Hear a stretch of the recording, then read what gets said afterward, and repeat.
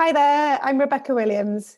So I wanted to just talk to you a little bit about the Fear of Falling programme and to say what I think is the most important bit right at the start. So what you will see in the workbook are the contraindications, so reasons not to use the workbook. And I think that's a really, really important thing to get your head around. If you've previously had some really difficult experiences of falling, if you've been involved in an accident or anything like that, or really you're feeling a lot of stress at the moment, then I would say maybe park doing the program right now and get in touch with me for some further advice.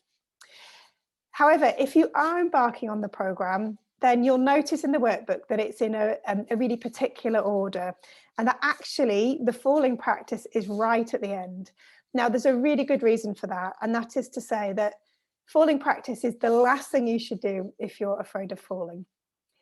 I know it's often the first thing that people try, but there's something really important about getting all your other skills and all your other exercises in the basket first before you start taking falls.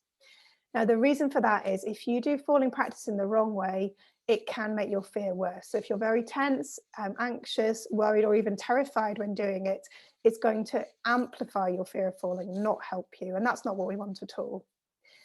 What I'll also say is if you are very scared of falling, you don't even actually have to get to the point of taking practice falls. There are other ways to deal with your anxiety. Okay, so learning some really great anxiety management skills, learning focusing skills so that you can get your mind thinking about the climbing and not focused on the falling. Those are also really good ways of managing a worry about falling. So it's not the case that everyone must do falls practice. Okay, so it's the last thing in the program. There's lots of other things that come first. You'll be thinking about, why am I doing this? Because we need to be passionate about it first, have good reasons for doing it to kind of undertake the pain of going through some of these sort of worrying situations, scary things. There's also a piece on risk assessment and making sure that you're really clear about, where it's safe to fall and where it might not be, and that you understand all the factors involved in risk assessment. And then also, obviously, then, if you're doing rope climbing, then trust is a massive issue that comes into that. So thinking about your partnerships, how you trust the systems, the belaying and so on is really important. And equally, learning how to manage any anxiety you have whilst you're belaying is another key point. The next part is learning those anxiety management skills. So for some people, it's helpful to start those right at the outset so that you've got longer to kind of get them ingrained before you come to kind of falling practice at the end. But for other people, you might be best off going with the order it's set out in the programme. But essentially, the programme will teach you how to manage the physical symptoms of anxiety and some stuff around the mental side of anxiety. And then right at the end, you've got the exposure programme where I'm kind of outlining the right way to expose yourself to falls. And that means falling in a way that is relaxed, that is manageable, and that takes small steps with lots of repeated practice rather than going for massive lobs. Okay. So hopefully that just gives you a bit of an outline, a flavour of what's in the programme.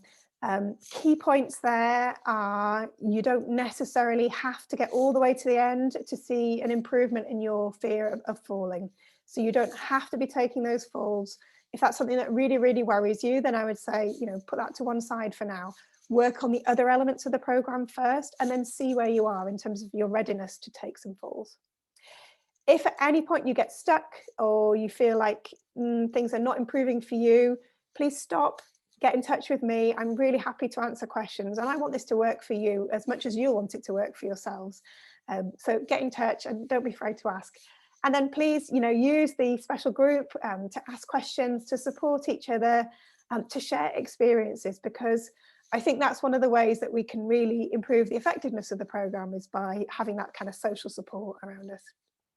Brilliant. So yeah, look forward to hearing how you're getting on.